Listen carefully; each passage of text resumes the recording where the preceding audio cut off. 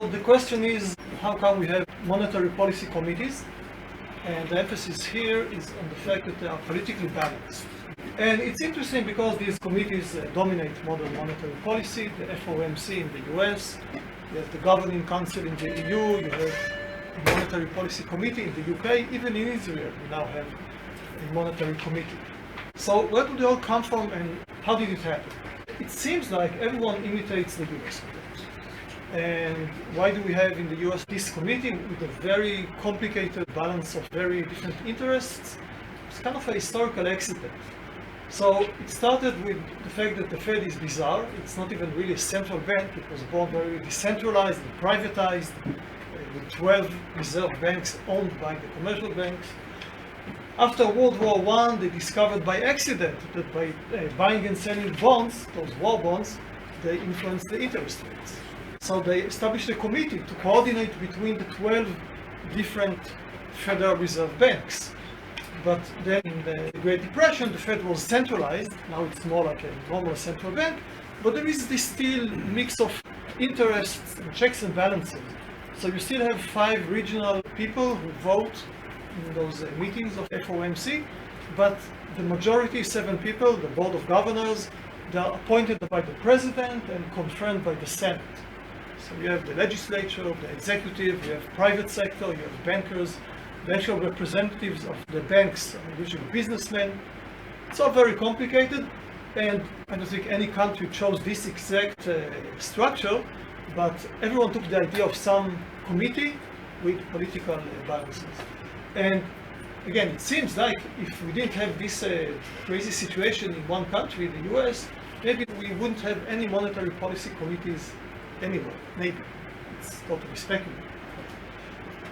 So what I'm going to say here is I found a committee long before that, in the 17th century, and it happened in a place that became part of the United States. They were still not the United States. And for the speculative part, I'm going to say that this is not a coincidence. This is something distinctively American. And even if it hadn't happened in the 1930s in the US, it would have happened maybe in the 1970s in the US. So that's my claim, and I'll start with the history. I didn't go looking for an early monetary policy committee. I didn't care about the topic, I just stumbled upon it. I'm writing the book about the first modern money. What's modern money? You can read on your own. That's the money you have in your wallets right now, all of it. That's the money everyone uses since 1971, when gold was finally thrown out of the monetary system by President Nixon. Not only in the US, it affected the entire world. That's the money we have today.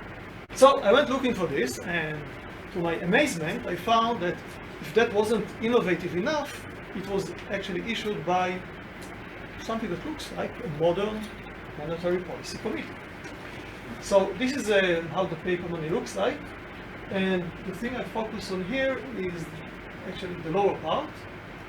You have 3 names here, and this means that this is a shorthand for committee. 3 people sign each and every note with their own hand. It wasn't copied in the machine. With their own hand, they have to sign each note. You have the Massachusetts seal. It's an Indian saying, "Come over and help us." This is the law that authorized the committee. The General Court, which was the legislature, specifies here 5 people or any 3 of them. You saw only 3 signatures, but 5 people could do it. So they're a committee to grant forth printed bills. This is the original. So it's in the law. We have a committee, 5 names. We're not told who are these people exactly, but I found out. They or any 3 of them decide how much money to print. The General Court that authorized them to do it gave them a cap. They couldn't issue beyond a certain level, but they chose how much to issue, when exactly. They even chose the denominations because it was a completely new form of money. Who are these people? We have 5 people. 2 of them are in the executive. One, I would translate to modern terminology, is the minister. He's in the cabinet, but he doesn't have any specific job. The other was the treasurer. We have another one from the lower house, House of Deputies it was called, let's say the legislature, and 2 private people. One of them had some significant financial experience, but at that point it was private. There was some representation perhaps for creditors. So we have here the executive, the legislature, and the private sector. And as you saw in the bill, you needed 3 signatures, actual signatures with their own pen on each in every note, otherwise it couldn't be issued legally. And it turns out that they needed either a consensus, if all of them agreed to print whatever amount of money, whatever denominations, they could do it, but they could also form coalitions. So for example, all the elected people, the executive and the legislature, they're all elected by the people actually. If they could decide, they could do it even if the private sector objected. Or you could have another coalition, one from each category. That would have been enough also. The executive couldn't inflate away the war debt for which the paper was issued. There were huge debt to soldiers. The executive alone couldn't do it because there were only 2. They needed 3 signatures. So we have a monetary policy committee. It looks a bit goofy in modern terms. You have the treasurer, you have a member of the legislature, but as I detail in the paper, we have some examples of that even today in various countries. You have people from the treasury in some countries. The legislature is involved in confirming or appointing people in these committees. You have businessmen, you have bankers. In Israel, you have academia represented in the Monetary Policy Committee. So there are many ways to do it, and even if this looks kind of goofy for a monetary committee, it's not that far from modern practice. How did it happen? That's the main question. How did we find a monetary committee 240 years before the FOMC in the US? So it all started in England, of course. It was an English colony. It started as a commercial company. And like a commercial company, there was a board of directors, which was called Court of Assistants, and there was the general court of all shareholders. The interesting thing about Massachusetts is that it didn't stay in England. 1 year later, it relocated with the charter, with the seal, with the governor, with everyone, except for the shareholders. It moved to Massachusetts to establish a Puritan refuge. And after a lot of haggling and constitutional crisis, they eventually settled on this structure. There was a general court, and it was kind of the board of directors, which was called Court of Assistants, and the new thing, the House of Deputies. These were representatives from towns, as in England, like the House of Commons in England, and they replaced the shareholders who were originally in the general court. They simply didn't immigrate, so they were kicked out. This general court was kind of weird in modern terms. It was the executive and it had legislative authority when it was in session. 1 month in the spring, 1 month in the fall. It was also the highest judicial authority, but that is besides the point. And both houses had to agree on everything, whether it was an executive action or a law. They had to agree on everything, like today in the US or the UK. And all these people, even the executive, they were all annually elected. So there was no separation of powers. When the General Court was not in session, the executive authority by default went to those directors, the Court of Assistants, also called the Governor's Council. They're very few people, but also there were ad hoc committees that the General Court appointed. Why did they need committees? Because there was no government bureaucracy. It wasn't an orderly kingdom like England, it was a commercial corporation. The treasurer had constables working for him in every town collecting taxes, and that was it. If they needed to send soldiers to fight Indians or to negotiate with them or anything like that, they had to appoint a committee to do it, ad hoc, do this job, and when you finish, report to the General Court what you did, and that's it. There was no bureaucracy, so they appointed people ad hoc. How did these committees look like?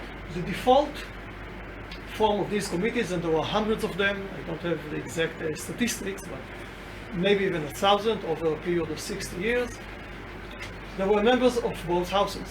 So the General Court, that included these 2, appointed these committees. The deputies, they really liked these committees because that's how they extended their executive authority between General Court sessions.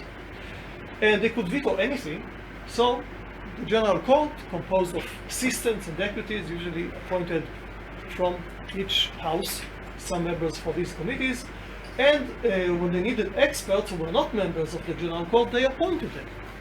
So they appointed merchants and businessmen and other experts if it was a financial issue, and the biggest experts were not members of the General Court.